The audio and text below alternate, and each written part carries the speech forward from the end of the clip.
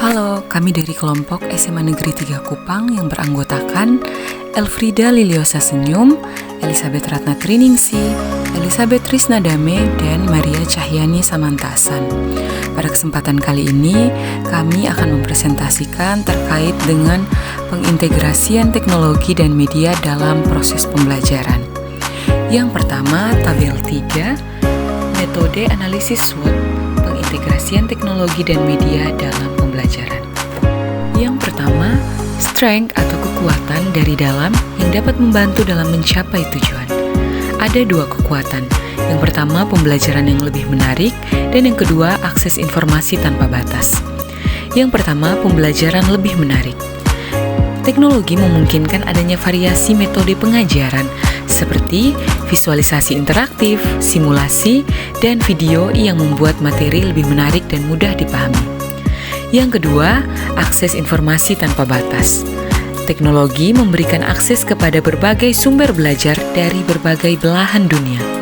Hal ini akan memperluas wawasan siswa dan guru serta mendukung pembelajaran berbasis riset. Yang kedua, weakness atau kelemahan dari dalam yang dapat menghambat dalam mencapai tujuan. Ada dua kelemahan.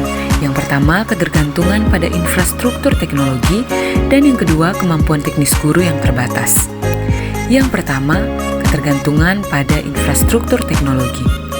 Banyak sekolah yang tidak memiliki infrastruktur teknologi yang memadai, seperti jaringan internet yang tidak kuat atau perangkat teknologi yang tidak memadai. Hal inilah yang menjadi hambatan dalam proses pembelajaran. Yang kedua, kemampuan teknis guru yang terbatas. Tidak semua guru memiliki keterampilan dan kepercayaan diri dalam menggunakan teknologi secara efektif, sehingga pengintegrasian teknologi mungkin tidak dilakukan secara optimal. Yang berikut, opportunities atau peluang dari luar yang dapat membantu dalam mencapai tujuan. Ada dua peluang. Yang pertama, dukungan pemerintah dan industri teknologi, dan yang kedua adalah edukasi jarak jauh. Yang pertama, dukungan pemerintah dan industri teknologi.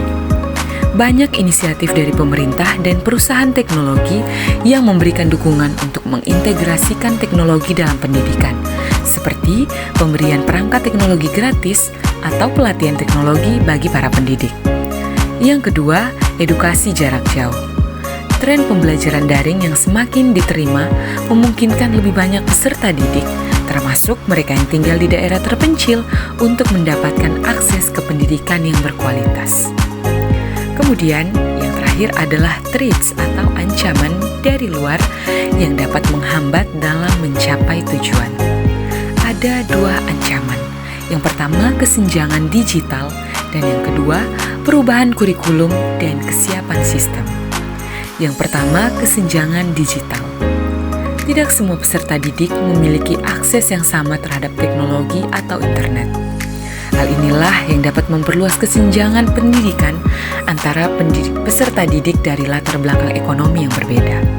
Dan yang kedua adalah perubahan kurikulum dan kesiapan sistem.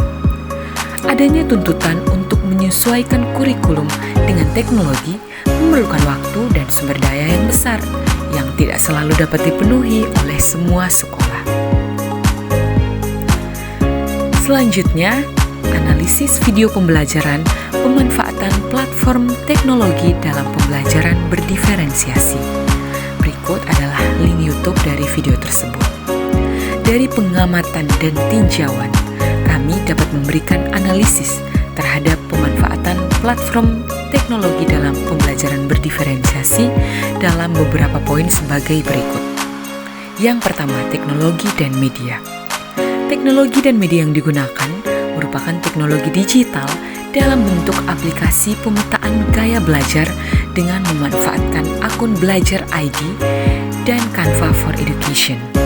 Selanjutnya, mereka juga melakukan asesmen kognitif dengan menggunakan aplikasi Quizzes Paper Mode dan multimedia pembelajaran interaktif yang dikemas dalam bentuk permainan edukasi.